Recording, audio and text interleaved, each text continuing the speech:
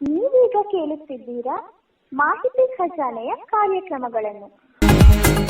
ಸ್ಪರ್ಧಾ ಸಿಂಚನ ಸ್ಪರ್ಧಾತ್ಮಕ ಪರೀಕ್ಷೆಗಳ ವಿವಿಧ ಮಾಹಿತಿಗಳು ಮಾಹಿತಿ ಖಜಾನೆಯಲ್ಲಿ ಕೇಳಿ.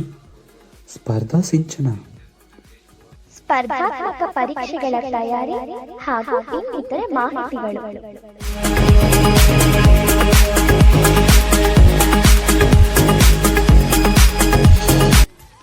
ಬೆಲ್ ಐಕಾನ್ ಅನ್ನು ಕ್ಲಿಕ್ ಮಾಡುವುದರ ಮೂಲಕ ಸಬ್ಸ್ಕ್ರೈಬ್ ಆಗಿ. ಇಂದಿನಿಂದ ನಿಮ್ಮ ನೆಚ್ಚಿನ ವಾಹಿನಿಯಲ್ಲಿ ಕೇಳಿ ಭಾರತೀಯ ಇತಿಹಾಸ ಮಾಲಿಕೆ.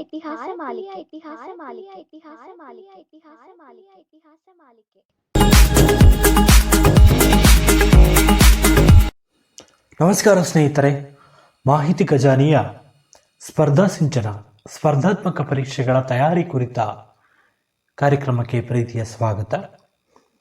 ಇವತ್ತಿನ ಸಂಚಿಕೆಯಲ್ಲಿ ನಾವು ಮೊಘಲ್ ಸಾಮ್ರಾಜ್ಯದ ಕುರಿತಂತೆ ಒಂದಿಷ್ಟು ಮಾಹಿತಿಯನ್ನು ತಿಳ್ಕೊಳ್ತಾ ಇದ್ವಿ. ಅದರ ಮುಂದುವರೆದ ಭಾಗವನ್ನು ಇವತ್ತಿನ ಸಂಚಿಕೆಯಲ್ಲಿ ತಿಳಿಯುವಂತಹ ಪ್ರಯತ್ನವನ್ನು ಮಾಡೋಣ. ಬನ್ನಿ, ಹೆಚ್ಚು ತಡ ಮಾಡದೆ ಇವತ್ತಿನ ಸಂಚಿಕೆಯನ್ನು ಪ್ರಾರಂಭ ಮಾಡೋಣ. ಇನ್ನು ಮೊಘಲರ ಪ್ರಸಿದ್ಧ ದೊರೆ ಅಖ್ತರ್ ಮಹಾಶಯ ಅಂತಕ್ಕಂಥವನು, ಈತ ಮೊಘಲ್ ಸಾಮ್ರಾಜ್ಯದ ಪ್ರಸಿದ್ಧ ದೊರೆ ಅಂತ ಹೆಸರು ಪಡ್ಕೊಂಡಿದ್ದಾನೆ. ಅಖ್ತರ್ ಮಹಾಶಯ ಅಂತ, ಇದನ್ನು ನೆನ್ಪಿಟ್ಕೊಳ್ಳಿ. 1564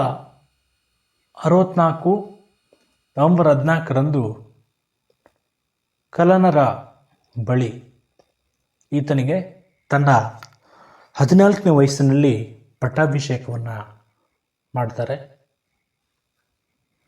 ಈತ ಹುಮಾಯೂನ್ನ ಮಗ. ಇದನ್ನು ನೆನ್ಪಿಟ್ಕೊಳ್ಳಿ, ಅಖ್ತರ್ ಮಹಾಶಯ ಅಂತಕ್ಕಂಥವನು. 1564 ನವೆಂಬರ್ 6ರಲ್ಲಿ ಪಾಣಿಪತ್ ಕದನ, ಇದರಲ್ಲಿ ವಿಜಯಶಾಲಿ ಆಗ್ತಾನೆ. 1663ರಲ್ಲಿ ಈತ ಅಖ್ತರ್ ಮಹಾಶಯ ಅಂತಕ್ಕಂಥವನು ಸರ್ಕಾರಿ ಈ ಗುಲಾಮಗಿರಿ ಅಂತಕ್ಕಂಥದ್ದನ್ನು ತೊಡೆದು ಹಾಕ್ತಾನೆ. ಮತ್ತು 64ರಲ್ಲಿ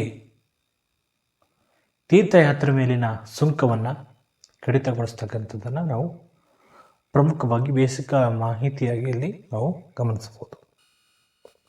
1570ರಲ್ಲಿ ಬಾಲ್ಯ ವಿವಾಹ, ಸತಿ ಸಾಗಮನ ಪದ್ಧತಿ, ವೇಶ್ಯವಾಟಿಕೆ ಇನ್ನಿತರ ಹಲವು ಕಾರ್ಯಗಳಲ್ಲಿ ಈತ ಇದನ್ನು ನಿಷೇಧ ಮಾಡೋದರಲ್ಲಿ ಪ್ರಮುಖ ಪಾತ್ರ ವಹಿಸಿದ್ದಾನೆ. ಇದನ್ನು ನೆನಪಿಟ್ಕೊಳ್ಳಿ.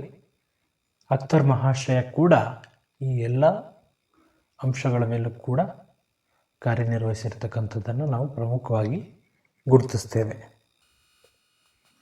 ಇನ್ನು ಪೋಲಾಜ್ ಅಂತಕ್ಕಂತಹ ಅಂಶವನ್ನು ಶುರು ಮಾಡಿದ್ದ.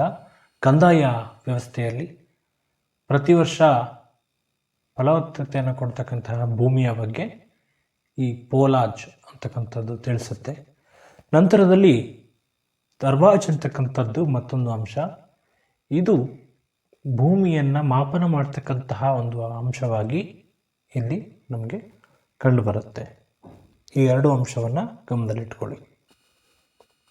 ನಂತರದಲ್ಲಿ ಮನ್ಸಮ್ದಾರಿ ಅಂತಕ್ಕಂತಹ ಒಂದು ಮಿಲಿಟರಿ ಪದ್ಧತಿಯನ್ನು ಪ್ರಾರಂಭ ಮಾಡ್ತಾನೆ.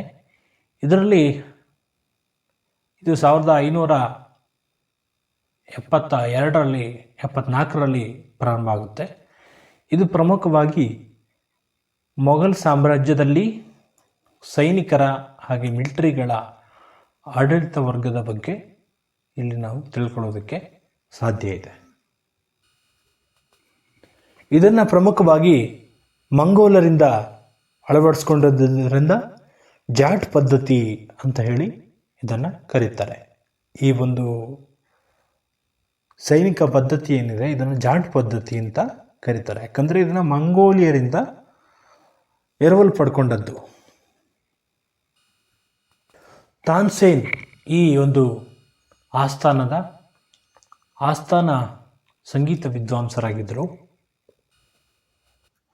ಇನ್ನು ಜಹಾಂಗೀರ್ನ ಮಗ ಬಾದ್ಶಾ ಅಂತಕ್ಕಂಥವನು ಈತನನ್ನು ಪ್ರಮುಖವಾಗಿ ಮಧ್ಯಕಾಲೀನ ಯುಗದ ನಿರ್ಮಾಪಕ ಅಂತ ಹೇಳಿ ಜಾನ್ ಬಿ ಕೆರಡಿ ಅವರು ತಮ್ಮ ಪುಸ್ತಕದಲ್ಲಿ ಉಲ್ಲೇಖ ಮಾಡಿರ್ತಕ್ಕಂಥದ್ದನ್ನು ನಾವು ಪ್ರಮುಖವಾಗಿ ಗಮನಿಸ್ತೇವೆ. ಈ ಶಹಜಾನ್ ಅಂತಕ್ಕಂಥವನು ದೆಹಲಿಯಲ್ಲಿ ಪ್ರಮುಖವಾಗಿ ಕೆಂಪು ಕೋಟೆ ಹಾಗೆ ಮಮ್ತಾಜ್ ತನ್ನ ಪ್ರೇಯಸಿಗಾಗಿ ಸಮಾಧಿಯನ್ನು ನಿರ್ಮಾಣ ಮಾಡಿ ಅದು 1973ರಲ್ಲಿ ಯುನೆಸ್ಕೋ ಪಟ್ಟಿಗೆ ಸೇರಲ್ಪಟ್ಟಿರತಕ್ಕಂಥದ್ದನ್ನು ನಾವು ಪ್ರಮುಖವಾಗಿ ಗಮನಿಸ್ತೇವೆ.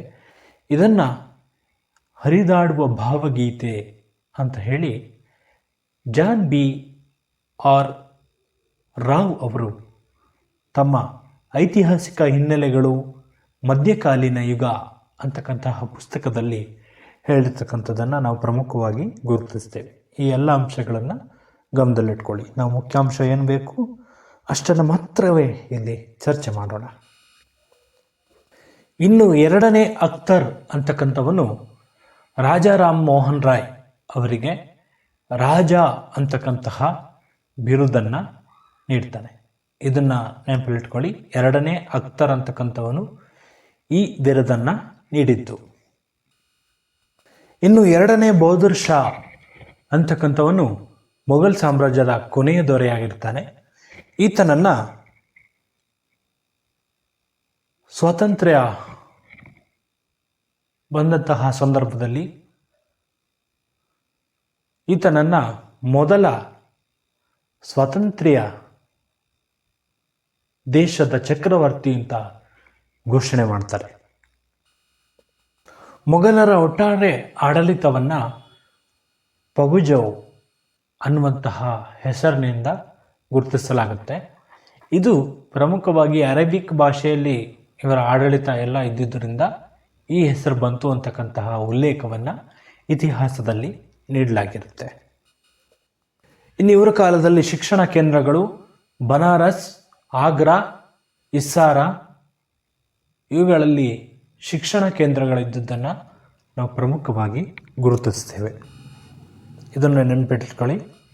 ಅಬುಲ್ ಫೈಜಿ ಅಂತಕ್ಕಂಥವನು ಪ್ರಮುಖವಾಗಿ ಈ ರಾಮಾಯಣವನ್ನು ಪರ್ಷಿಯನ್ ಭಾಷೆಗೆ ಭಾಷಾಂತರ ಮಾಡ್ತಾನೆ.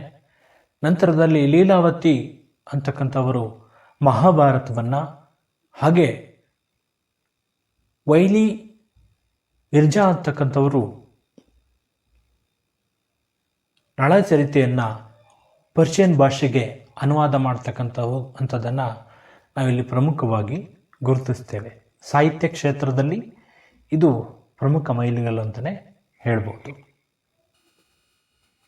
ಇದಿಷ್ಟು ಮೊಘಲ್ ಸಾಮ್ರಾಜ್ಯದ ಬಗ್ಗೆ ಮಾಹಿತಿಯಾಗಿತ್ತು ಸ್ನೇಹಿತರೆ.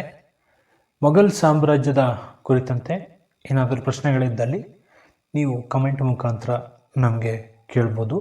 ಮುಂದಿನ ಸಂಚಿಕೆಯಲ್ಲಿ ಮರಾಠರ ಬಗ್ಗೆ ತಿಳಿಯುವಂತಹ ಪ್ರಯತ್ನವನ್ನು ಮಾಡೋಣ. ಇನ್ನು ಯಾರು ಸಬ್ಸ್ಕ್ರೈಬ್ ಮಾಡದೆ ನೋಡ್ತಾ ಇದ್ದೀರಿ, ಈ ಕೂಡಲೇ ಈ ಪ್ರಯತ್ನಕ್ಕೆ ಸಬ್ಸ್ಕ್ರೈಬ್ ಮಾಡೋದ್ರ ಮೂಲಕ ಪ್ರೋತ್ಸಾಹ ನೀಡಿ ಅಂತ ಕೇಳ್ಕೊಳ್ತಾ, ಮತ್ತೆ ಮುಂದಿನ ಕಾರ್ಯಕ್ರಮದಲ್ಲಿ ಮತ್ತಷ್ಟು ವಿಶೇಷತೆಯೊಂದಿಗೆ ನಿಮ್ಮನ್ನು ಭೇಟಿಯಾಗ್ತೀನಿ. ಅಲ್ಲಿವರೆಗೂ ಮಾಹಿತಿ ಖಜಾನೆಯ ಕಾರ್ಯಕ್ರಮಗಳನ್ನ ಕೇಳ್ತಾ ಇರಿ ಅಂತ ಹೇಳ್ತಾ ಎಲ್ರಿಗೂ ಒಳ್ಳೆಯದಾಗಲಿ. ನಮಸ್ಕಾರ.